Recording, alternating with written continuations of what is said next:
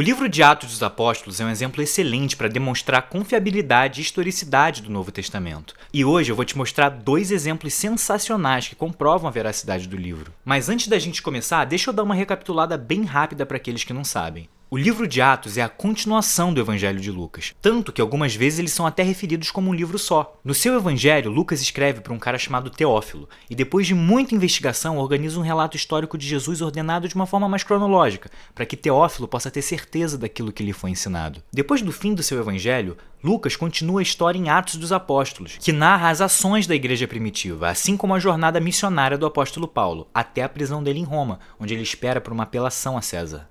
E quem que era esse Lucas?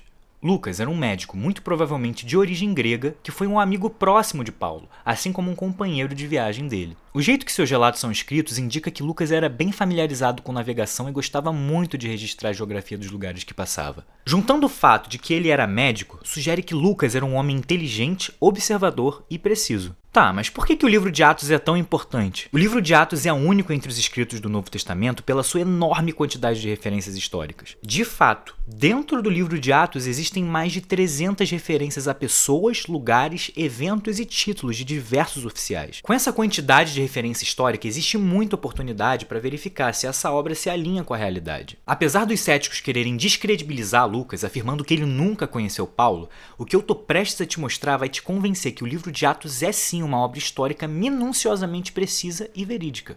Vamos para o nosso primeiro exemplo. Em Atos capítulo 14, versículo 8, Paulo cura um paraplégico na cidade de Listra, e isso acaba causando um tumulto enorme, com várias pessoas na cidade gritando no seu idioma licaônico que Paulo e Silas eram deuses em forma humana, a ponto de tentarem sacrificar touros para eles, chamando Silas de Zeus e Paulo de Hermes. Agora, aqui está o pulo do gato. Listra era cercada por regiões onde o grego era falado, mas a cidade de Listra em si não falava grego. Por serem uma região mais no interior, falavam sua própria língua local, o licaônico. Lucas então acerta em cheio com esse pequeno detalhe sobre o licaônico que ele casualmente deixa no ar.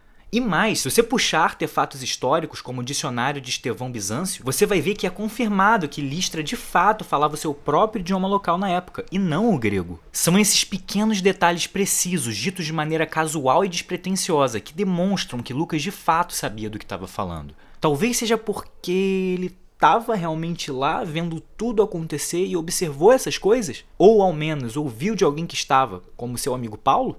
Mas enfim, a gente não vai parar por aqui, vamos ainda mais fundo. Por que os cidadãos de Listra chamam Silas e Paulo de Zeus e Hermes? Bom, era muito comum nessas regiões que as comunidades tivessem deuses patronos. E mais, artefatos arqueológicos, como inscrições de adoração, dizem que a cidade de Listra especificamente tinha Zeus e Hermes como seus 2 deuses patronos principais. A tradição contada pelo poeta Ovídio em Metamorfoses é mais ou menos assim. Muito tempo atrás, Zeus e Hermes desceram naquela região e pararam na casa de um casal idoso, e foram tratados tão bem por eles que decidiram abençoar aquele casal e amaldiçoar toda a região, sem mais nem menos. E adivinha? A cidade de Listra não era tão longe dessa região.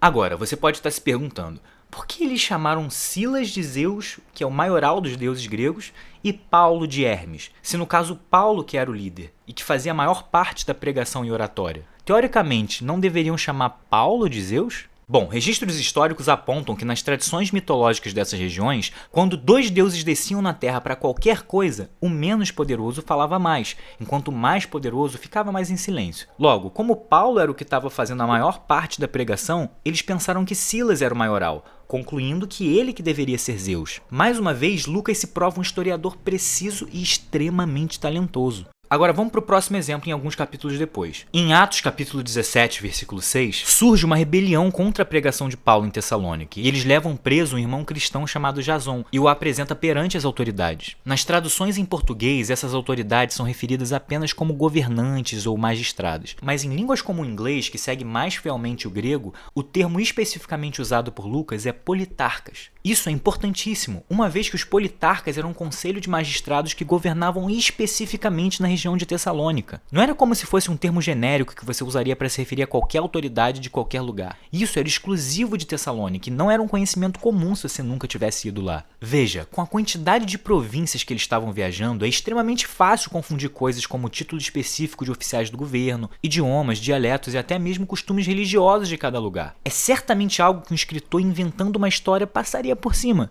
e é certamente algo que Lucas deixaria de fora caso não tivesse certeza absoluta do que estava falando. Porém, Lucas acerta absolutamente todos esses detalhes com facilidade, alinhando seus registros históricos perfeitamente com a história secular e artefatos arqueológicos que temos hoje. Naquela época, não havia o Google para procurar e checar informações. Se você quisesse saber de alguma coisa, ou você ia para o lugar ou ouvia de alguém que foi. É como se Lucas estivesse registrando tudo como Paulo contou, perguntando para ele, além dos acontecimentos em geral, os detalhes e costumes das regiões que ele passou. E muitas vezes até mesmo estando em pessoa no lugar, junto com Paulo, vendo com seus próprios olhos as coisas acontecerem. Talvez dê essa impressão porque realmente tudo isso é verdade. Lucas, além de ser um historiador talentoso e extremamente competente, era companheiro de viagem e amigo próximo de Paulo e relatou todas as informações a partir dele e com ele. Eu espero que você esteja gostando desses vídeos mais curtinhos sobre a Bíblia. Eu sei que eu estou gostando muito de fazer eles, então se você curtiu, já se inscreve no canal que vai me ajudar muito. Eu ainda tenho muita coisa legal para te mostrar, então